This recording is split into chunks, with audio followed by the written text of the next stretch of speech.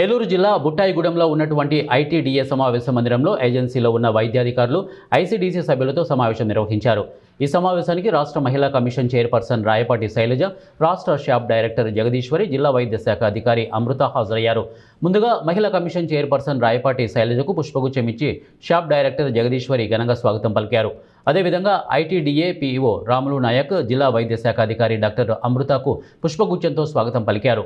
ఈ సమావేశంలో జిల్లా వ్యాప్తంగా జరిగినటువంటి అబార్షన్లు, మాతా శిశు మరణాల వివరాలపై చర్చించారు.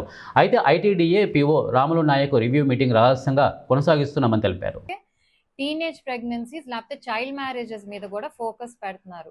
సో ఈ 281 అబార్షన్స్ అనేది మాకు కొంచెం నంబర్ కొంచెం ఎక్కువగా అనిపించి అసలు ఏం జరుగుతుంది ఏంటి ఇక్కడ, ఎందుకు ఈ ఏరియాలోనే ఎందుకు ఇన్ని వస్తున్నాయి? ఎందుకంటే యావరేజ్గా ఏలూరు డిస్ట్రిక్ట్ చూసుకుంటే 9 ఏదో చేంజ్ ఉంటే ఒట్టి ఈ మండలాలు ఏదైతే ఈ ఐటీడీఏ ఈ ఏరియా ఉందో కొంచెం 5 మండలాల్లో 12 చేంజ్ అంత పర్సంటేజ్ ఉంది యావరేజ్.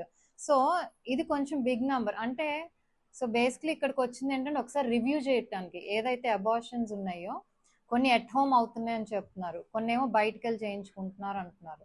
సో ఎందుకు రీజన్స్, మనం ఎక్కడ ఈ హెల్త్ అనేది ఇదవుతుంది, ఎందుకు అబార్షన్స్ జరుగుతున్నాయి అనేది ఈరోజు రివ్యూ చేయడానికి వచ్చాము. సో దీంట్లో ఏంటంటే రకరకాల కారణాలు ఉంటున్నాయి.